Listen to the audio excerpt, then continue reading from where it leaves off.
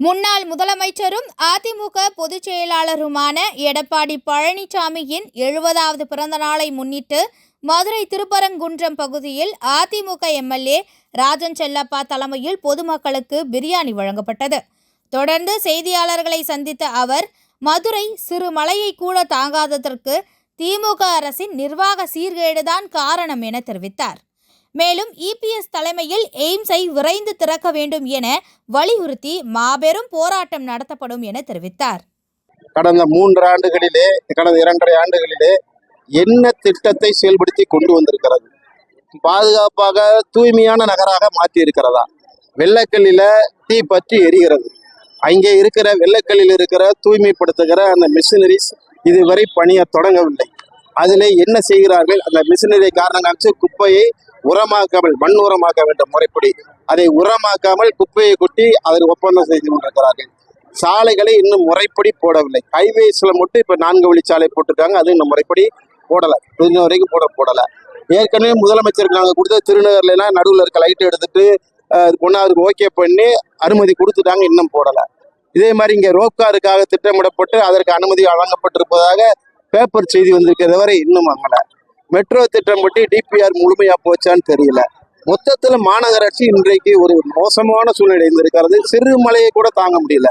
சரி, அதிகாரிகள் உடனடியாக வேலை வாங்குறாங்களா, வேலை பார்க்குறாங்களா? நாங்கள் எங்கள் காலத்தில் வாங்கி கொடுத்த மைக்கை வச்சு அந்த எஸ்ஐஸ் பயன்படுத்துகிறாங்களா, பொறியாளர் பயன்படுத்துகிறாங்களா, இதை கூட கண்காணிக்கிற தகுதி வரல. இங்கே இருக்கிற ஆணையாளர் அவர்களும் நம்முடைய மதிப்பிற்குரிய மேயர் அவர்களும் இதுவரை இந்த 72 வார்டை சுற்றி பார்த்தாங்களான்னு தெரியல, 100 வார்டை சுற்றி பார்த்தாங்களான்னு தெரியல. இது வரைக்கும் இந்த வளம் காலையில் எப்பயுமே மாநகராட்சி மாமன்ற உறுப்பினர்கள் அந்தந்த பகுதி எங்கே பார்த்தாலும் குப்பையாக கிடக்கு. எல்லா படங்களும் தண்ணியை சாக்கடை ஓடுது. இன்னும் குடிநீர் திட்டத்தை முழுசா நிறைவேற்ற முடியல. ஆக இந்த அரசு எப்படி வீழ்ந்து கொண்டிருக்கிறதோ அதே போன்று மதுரை மாநகராட்சியும் முறையான திட்டங்களை இதுவரை செய்யவில்லை. எந்த நிதியையும் கேட்டு பெறல. மத்திய அரசு வர வேண்டிய நிதி ஏதாவது கேட்டு பெற்று 50 கோடி 100 கோடி வந்துச்சுன்னு சொல்லல. மாநில அரசு ஏதாவது நிதி, பல துணை நிறுவனங்கள் கேட்டு இந்த நிறுவனம் தான் நிதியை பெற்று தான் மாநகராட்சியை டெவலப் பண்ண முடியும். அது பண்ண குப்பை வரியை மட்டும் கரெக்டாக வாங்குறாங்க. குப்பை வரியை இன்றைக்கு உயர்த்தி இருக்கிறார்கள், சரியாக வசூல் செய்து கொண்டிருக்கிறார்கள். மாநகராட்சி ஆணையர் அதில் இப்போது கவனம் செலுத்தி கொண்டிருக்கிறார். ஆக இந்த மாநகராட்சி தோல்வி அடைந்த மாநகராட்சி, தேர்ந்தெடுக்கப்பட்ட மாநகராட்சி மேயராக இருந்தாலும் சரி, கவுன்சிலராக இருந்தாலும் சரி, தங்களுடைய பணியை முறைப்படி செய்யவில்லை. அங்கே இப்போ அதிகம் செய்யலை. ஆக இந்த 2 மலையில பெய்யுறது, 2 பேர் கீழே விழுகிறதுலாம் சாதாரணம்.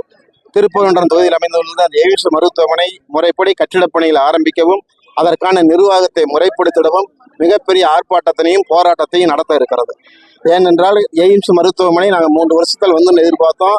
இடத்தை அலாட் பண்ணியாச்சு. ஏற்கனவே அதிமுக ஆட்சியில் அரவிந்த் எடப்பாடியார் இருக்கும்போதே அத்தனை இடங்களும் அக்யூர் பண்ணிட்டாங்க, எல்லாம் பண்ணிட்டாங்க. இன்னமும் அதை தொடராமல் இருந்தால் நிர்வாக சீர்கேடு தான். அந்த நிர்வாக சீர்கேடை களைந்து விரைவுபடுத்த வேண்டும் என்று மதுரை புறநகர் கிழக்கு மாவட்டத்தின் சார்பாக, அனைத்து இந்தியன் சார்பாக, அதிமுகவின் சார்பாக இதே எய்ம்ஸ் மருத்துவமனையில் மிகப்பெரிய ஆர்ப்பாட்டம். இதற்கு தலைமையில் இருந்து அரவிந்த் எடப்பாடியாரை கூட அழைத்து இந்த போராட்டத்தை நடத்துவோம்.